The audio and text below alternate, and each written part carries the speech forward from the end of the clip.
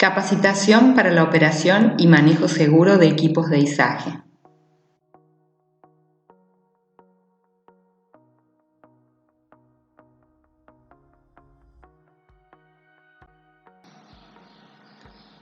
En la mayoría de los equipos, es decir, en las grúas de pluma articulada, una de las cosas importantes para la estabilidad es el hecho de que el equipo debe trabajar con las cubiertas pegadas al piso, con una precarga, pero no totalmente levantadas, como es el caso, por ejemplo, de las grúas móviles. Siempre, en este caso, tienen que apoyarse los estabilizadores y levantar un poco la estructura del equipo, pero sin levantar las cubiertas, porque estas intervienen en la estabilidad del equipo. Cuando la grúa móvil trabaja sobre los estabilizadores, que es lo recomendable, aun cuando el peso de la carga a elevar permita hacerlo sobre los neumáticos, los brazos soportes de aquellos deberán encontrarse extendidos en su máxima longitud y manteniéndose la correcta horizontalidad de la máquina. Se darán a los gatos la elevación necesaria para que los neumáticos queden totalmente separados del suelo. En efecto, las cubiertas tienen que soportar la carga de todo el equipo. Por ejemplo, cuando la grúa está completamente replegada o cerrada. Transmitir el par motor, en este caso asociado a lo que es el rodado del vehículo. Dirigir el vehículo de un sitio a otro. Participar en la suspensión y confort del operador. Participar en la estabilidad cuando se están haciendo las operaciones de carga y descarga. Resistencia al desgaste, obviamente, como cualquier otro tipo de cubierta. Sin embargo, para este caso, es importante que tengan más duración y que consuman una menor cantidad de energía. Esto asociado a la presión exacta que tiene que tener la cubierta para poder trabajar. Normalmente las cubiertas están constituidas por un conjunto de lonas entramadas. En principio tenemos una configuración formada por un talón en el cual hay un aro metálico y posteriormente encontramos lo que son las bandas. Tenemos lo que sería la goma, las huellas y bandas de rodamiento. Sin embargo, tenemos dos tipos de cubiertas. Las convencionales, que están formadas por un tipo de monobloque, compuesto por varias lonas cruzadas, unas con otras, en un entramado de lonas. Sin embargo, estas ofrecen menor resistencia que las radiales.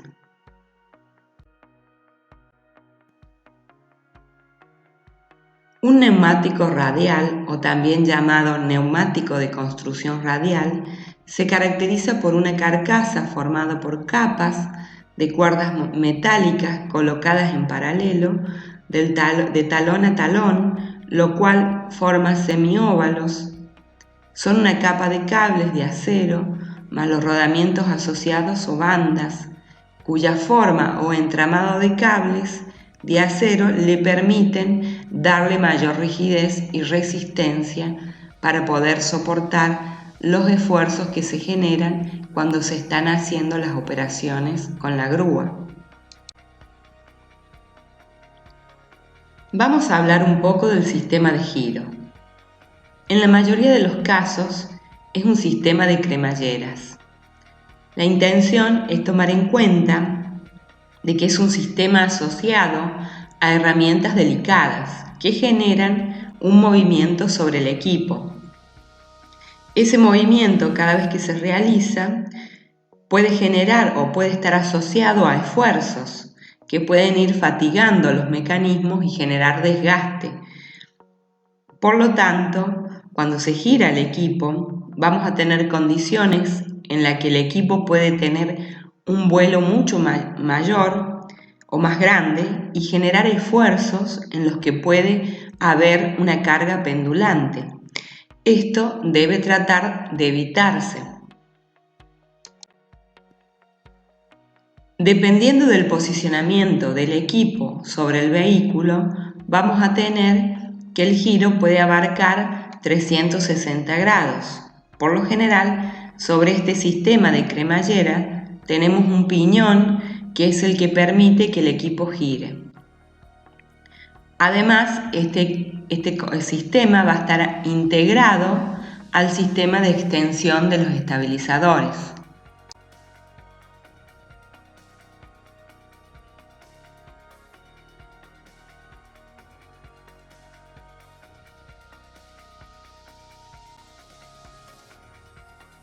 Otra de las cosas importantes son los pernos y ejes que tiene el equipo. Estos están ubicados obviamente en la zona donde están los cilindros. Hay que considerar que estos pernos tienen un desgaste por los movimientos que hace la pluma o el cilindro principal para el levantamiento de la pluma. Entonces debemos ver que esta zona, que es principalmente de levantamiento, en este caso del cilindro que levanta la pluma, los pernos se encuentran vinculados en esta zona y en la medida que la pluma vaya trabajando se va a ir generando desgaste por movimiento. Estos pernos se desgastan por el uso, por el movimiento. A veces en el momento en que se genera ese desgaste se terminan de alguna manera quedando como pegados. Se atoran por el uso, la grasa, la tierra y pueden quedar pegados o rotando por desgaste cuando se quedan pegados. Estas láminas que se ven aquí son testigos que se colocan y terminan rompiéndose y haciendo ver de alguna manera al operario de que el perno está girando con el movimiento del cilindro. El desgaste también puede generar algún tipo de desplazamiento del eje y este puede tributar con alguna condición de movimiento que puede generar un riesgo de caída de la carga o desprendimiento del equipo. Por falta de mantenimiento en los equipos, por ejemplo, cuando no se hacen los engrasados correspondientes y las limpiezas, como es un material metálico, este puede terminar oxidándose al punto de llegar a una condición corrosiva y que puede perder, como en este caso de la imagen, los elementos que sostienen el perno y producir una fisura en las uniones o agrietamientos causados porque hubo una exposición del equipo a esfuerzos mientras el eje estaba pegado o en desgaste, generando esfuerzos que terminan afectando la estructura del equipo. Para el caso de las plumas articuladas, los tramos manuales están unidos con una chaveta de sujeción, que es un indicativo de seguridad, que esto esté colocado, aun cuando la grúa no esté utilizando estos tramos. Es una medida de seguridad para evitar que pueda desprenderse un tramo manual.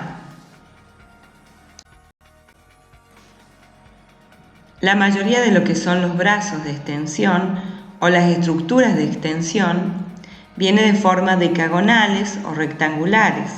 Lo que hay que tener en cuenta es la cantidad de grasa que se coloca. Tomar en cuenta siempre lo que recomienda el fabricante. Porque la mayoría de las veces cuando los tramos están engrasados en exceso, terminan reteniendo partículas de polvo, de tierra, al punto que esto queda pegado, generando con el tiempo desgaste en el tramo. La idea es evitar colocar grasa en exceso. Las correderas en la parte superior tienen una condición que es principalmente para poder sopesar los cilindros de extensión de los tramos telescópicos. Muchos equipos tienen esta parte porque al momento de hacer la extensión tiende a haber una caída de lo que es el tramo de extensión cuando se está de alguna manera sacando para hacer el levantamiento de la carga o para traer la carga desde un sitio. Hay otros equipos que no tienen esta parte porque ya vienen con otros sistemas para poder sopesar o quedan rígidos, pero los esfuerzos los siguen manteniendo.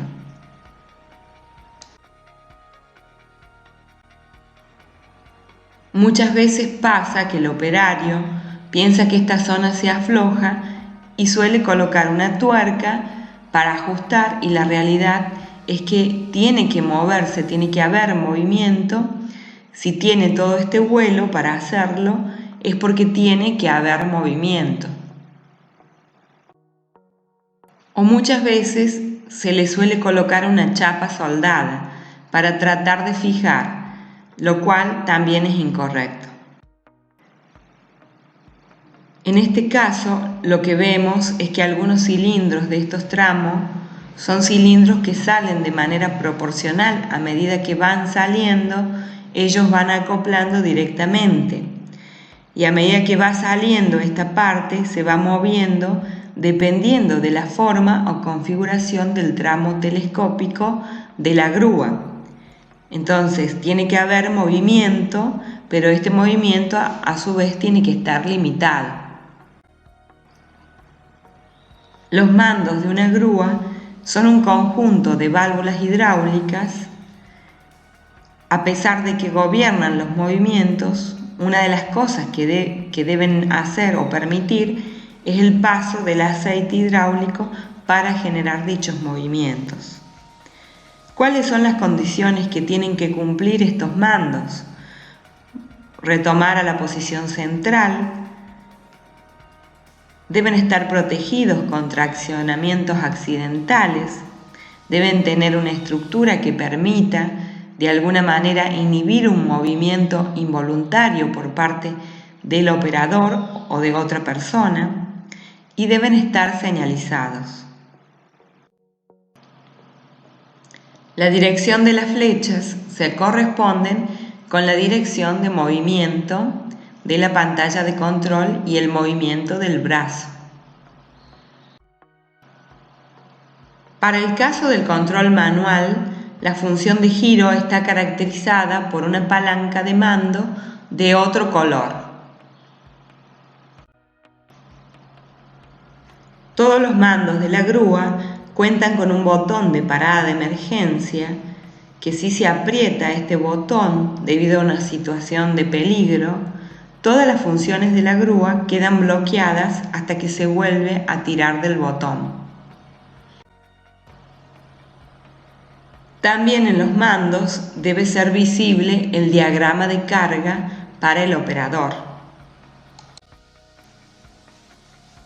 Las grúas móviles, muchas tienen las plumas o los cajones gobernados en sus movimientos, tanto en extensión como levantamiento, por cables de acero. Este cable también suele colocarse para las plumas articuladas como un accesorio. Lo que hay que ver es que el cable de acero utilizado tiene que cumplir una serie de condiciones. Este cable tiene que tomarse en cuenta cómo está unido o colocado mediante las rampas de sujeción, y si en efecto tiene algún tipo de hebra que esté fracturada o doblada, tenemos que considerar que debe ser sustituido. El cabrestante o malacate es un dispositivo generalmente empleado en las grúas móviles, pero también se pueden adaptar como un accesorio en las plumas grúas articuladas, especialmente para el caso en que se necesite realizar el levantamiento con cable.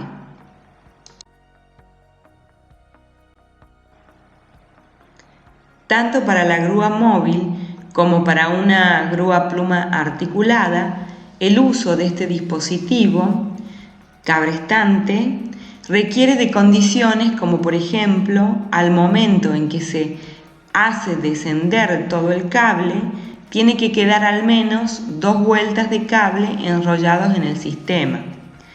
En este caso, en el carrete del malacate tiene que haber 2 vueltas porque son las necesarias para tener la fuerza de tracción para o para levantar la carga. Por otro lado, tiene que tener en la base de la pluma un dispositivo de bloqueo que frene el cable antes de llegar a la parte superior, es decir, a la rueda de polea, para evitar roturas si se sube más de lo normal. A diferencia de las grúas móviles, en las grúas articuladas no se tiene devanador. Entonces, cuando se va a enhebrar el cable, la forma de hacerlo es de este modo para que pueda enrollarse el cable en forma ordenada, es decir, una vuelta de cable al lado de otra. Si no, el cable comienza a solaparse en el momento en que se está enrollando, y esto puede generar deformaciones en el cable. El cabrestante solo debe usarse para levantamiento vertical de carga. No está permitido tirar de la carga hacia la grúa o arrastrarla en algún ángulo. Es importante considerar que cuando se sacan las prolongaciones, el cable puede sufrir daños, por lo cual esto debe evitarse.